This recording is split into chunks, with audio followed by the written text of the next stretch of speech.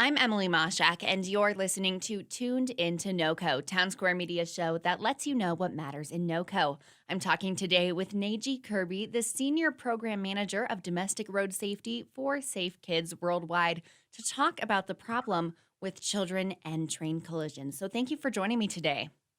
Thank you. Thank you for having me. Of course.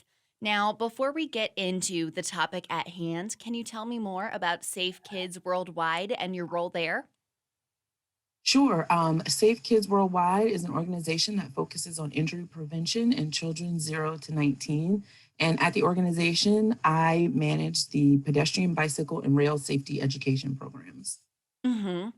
Now, we're here today to talk about children and train collisions. How big of a problem is this really in America? It really is a problem, one that is larger than most people think. Safe Kids Worldwide, along with Union Pacific Railroad, teamed up and did research last year and found that the majority of parents actually do not consider children being hit by trains to be a problem, despite the fact that every 5 days a child is killed in a train collision. So that's why we have teamed up, Safe Kids and Union Pacific Railroad, to increase awareness and just educate families about how to be safe around train tracks. Mm-hmm. Why do you think this is such a big problem right now?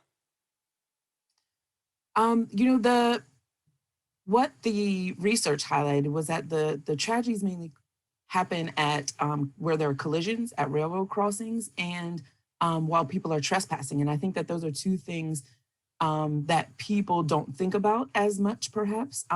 There's distraction, which there's distractions whether you're driving or you're walking. People are in a rush today to kind of get to where they're going, so they may not pay as much of attention and just kind of want to race across the tracks. And then also the trespassing issue. If you are walking on or along the tracks, that is illegal and considered trespassing. And so, that's dangerous and people just should not take the risk. Mm-hmm. Who is most at risk for train collision accidents? There are children are at risk and parents are both at risk. It ranges really. But we find that the important thing is that everyone, no matter who you are, if you are coming to a railroad crossing, that you need to be cognizant of what is around you and of the dangers. Can you explain what are the railroad safety tips that people are missing and that people need to know? Sure, just a reminder that to cross the train tracks at designated crossings, those are designated crossings are marked by like the sign, the crossbuck, lights, or a gate. If the lights are flashing or the gate is down, just to wait for the train to pass completely, because it's never okay to rush across and try to beat the train.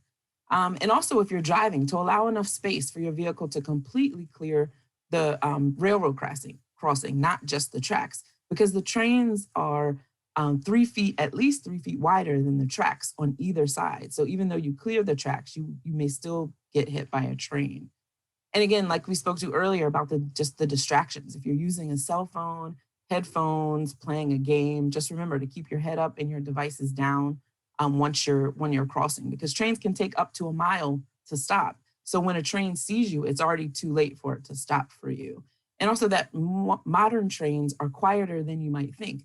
We're used to thinking of the loud horn or the clickety clack of the tracks, and that's not necessarily true in this time. And then again, just the trespassing. Don't be tempted to walk along the tracks. It might be a shortcut, and I know that we all like to get to where we're going, but it's dangerous and just not worth it. Right. Now, when I was reading the email kind of describing the research, it said that a lot of parents aren't really concerned about railroad safety. They don't seem to think it's much of an issue to them.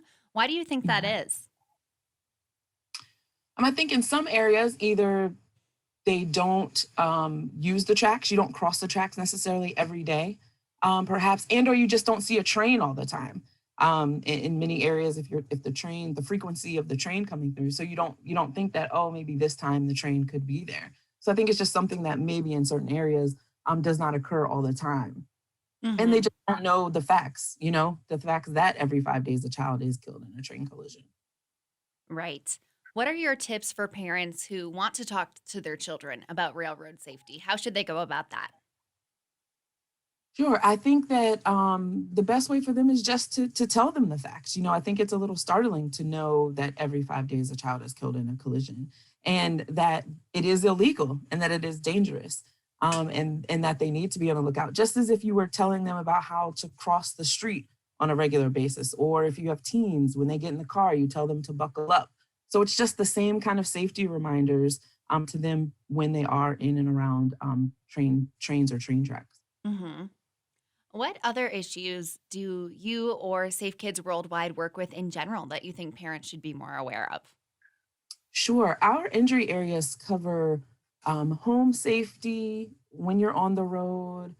So it's water safety, fire safety, pedestrian safety, bike safety. So we cover many injury topics. And we actually recently came out with a parent guide that covers some of those or provides tips and covers some of those topics and just reminds parents of kind of quick, easy tips that they can remind themselves of as well as share with their children. So that can be found on our website at safekids.org.